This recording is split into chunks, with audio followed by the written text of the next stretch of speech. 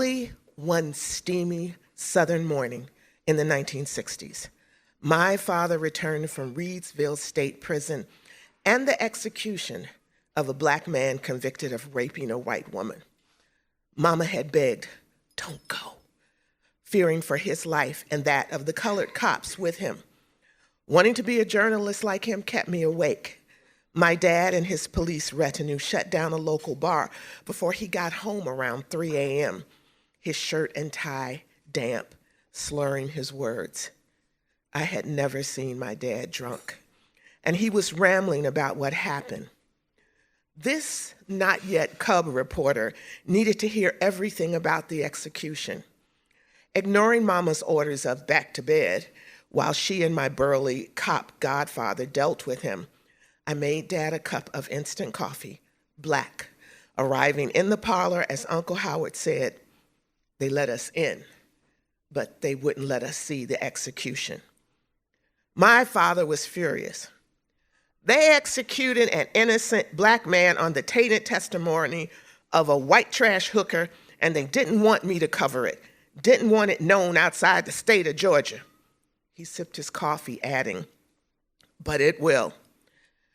Originally, the woman claimed her attacker was a tall, light-skinned Negro. The gospel singer arrested and executed was short and dark. Southern justice didn't care what black man paid for this crime, but times were changing. From the moment of the arrest, there were rallies, fundraisers, even some local whites petitioning for the singer's freedom. My father tirelessly attended them all, reporting how Atlanta was affecting the civil rights movement. Animated in his drunken tirade, my father spilled coffee on his shirt. He stood, apologizing, as Mama helped him take it off. He pulled it from his pants, and then a piece of paper fell out, paper from his small notepad. When she handed it to him, he sobered up. "They were warned by the government to leave us be. That never stopped them before, so I was careful. I thought they'd take my notepad. So each time I filled a page, I'd rip it out and hide it on my person. I hid my story on me from them. I have to tell it." Mama found a page in a rear pants pocket. Uncle Howard pulled a couple from the lining of his jacket where he had loosened a thread just enough to slip them in. He hid a page in each sock, and I found some in his hat, sweaty but still legible. From a pad the size of his palm, my father produced 10 tiny pages of notes.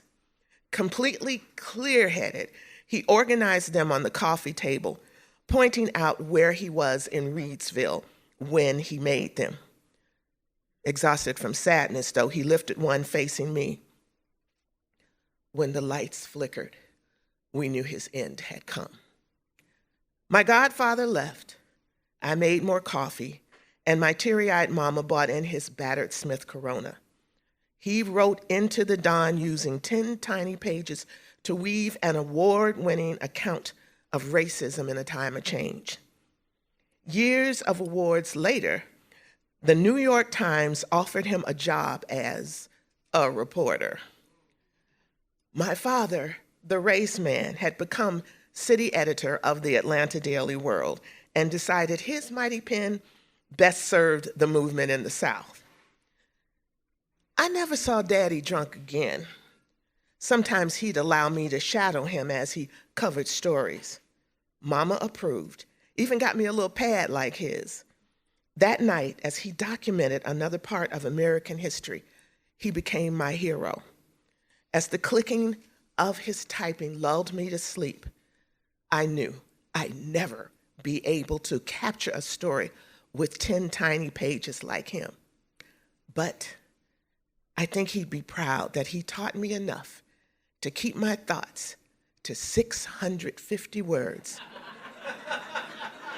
to tell a story.